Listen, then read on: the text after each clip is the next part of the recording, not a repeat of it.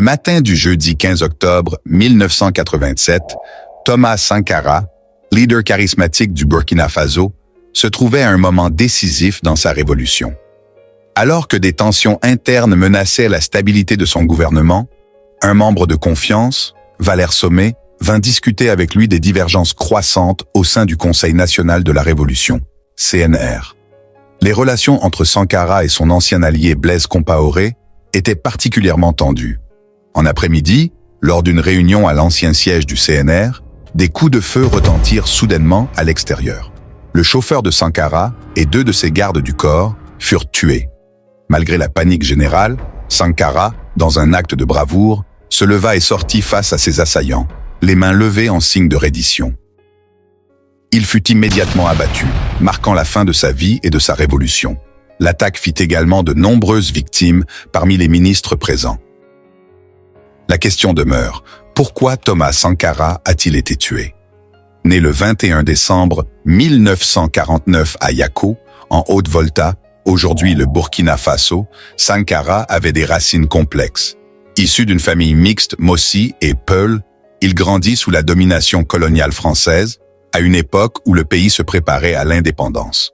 Très jeune, il s'opposait déjà à l'occupation coloniale, notamment à travers un acte symbolique de remplacement du drapeau français. Un élève brillant, Thomas choisit de poursuivre sa scolarité dans un lycée public, puis réussit à intégrer l'académie militaire du pays, où il commença à développer une vision révolutionnaire grâce à des discussions avec des enseignants progressistes. À Madagascar, il approfondit ses connaissances sur le rôle des militaires dans le développement social, un concept qui l'influencera profondément. De retour en Haute-Volta, il se distingua par ses réformes dans l'armée, mettant l'accent sur l'éducation civique et le développement de la nation, en plus de ses compétences militaires. Sa rencontre avec Blaise Compaoré à la guerre du Mali scella une amitié politique solide. Dans un pays en proie à la stagnation et à la corruption, Sankara devint une figure montante, notamment après un coup d'État en 1980 qui renversa le gouvernement.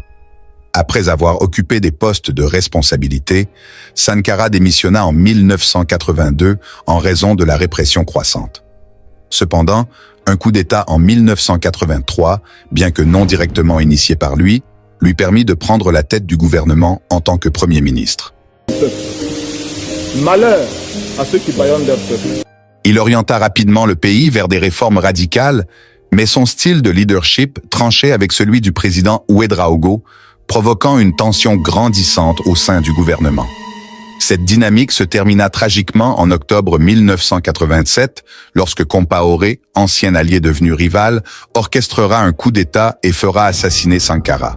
Ainsi, la vie de Thomas Sankara, marquée par son engagement pour une révolution africaine autonome et radicale, prit fin dans un climat de trahison et de violence.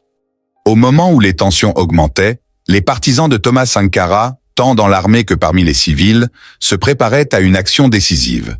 Des rumeurs évoquaient un complot visant à assassiner Sankara, dirigé par les forces conservatrices sous Sommet-Yoryan, poussant ainsi les rebelles à agir en premier.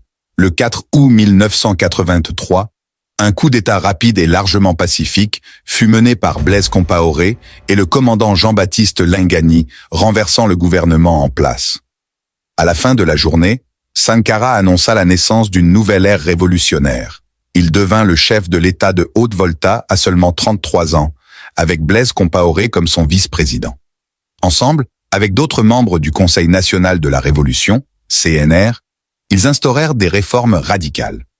Sankara se consacra à la transformation du pays, établissant de nombreuses infrastructures et s'engageant directement avec la population. En 1984, il changea le nom du pays en Burkina Faso, signifiant « Terre des hommes intègres », une marque de la nouvelle identité et des valeurs de la nation. Il adopta également une position internationale forte, critiquant les puissances coloniales et soutenant les mouvements de libération à travers l'Afrique. Son intégrité et son mode de vie simple firent de lui un modèle de leadership, bien que ses réformes et ses critiques des puissances étrangères le rendirent impopulaire parmi certains acteurs internationaux. Sankara ne se contenta pas de réformes économiques et sociales, mais insista également sur l'émancipation des femmes et la lutte contre les pratiques traditionnelles oppressives. Il assigna des femmes à des postes politiques élevés et fit adopter de nouvelles lois pour protéger leurs droits. Cependant, ces politiques rencontrèrent une forte opposition, notamment de la part des forces conservatrices et de certaines factions au sein de son propre gouvernement. Le programme de développement qu'il lança en 1984 marqua un tournant majeur, en particulier grâce à la campagne de vaccination qui sauva des milliers de vies. Son engagement pour la protection de l'environnement se traduisit par d'ambitieuses initiatives de reboisement et de gestion de l'eau.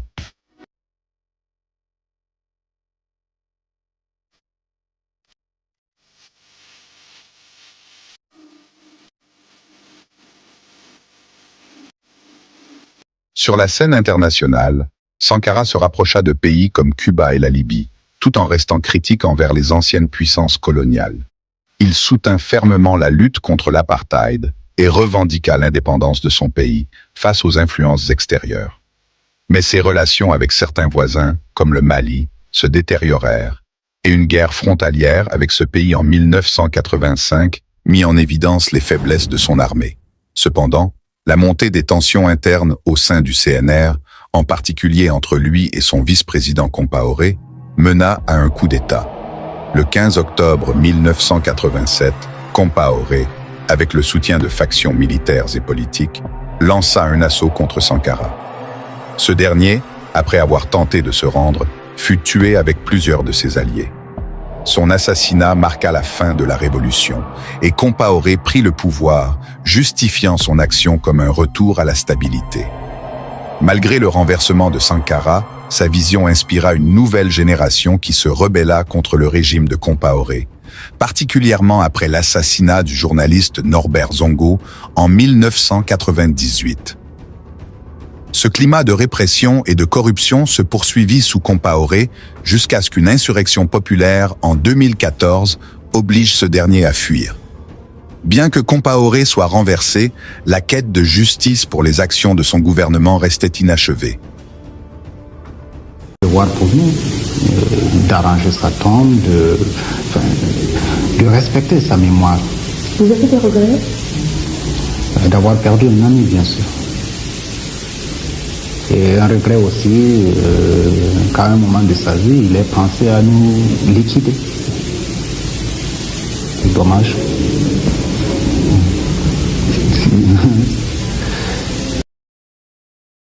Donc de prendre en considération ces aspects, ces intérêts, on bâillonne son peuple. Malheur à ceux qui bâillonnent leur peuple. Je me retrouve un peu comme un cycliste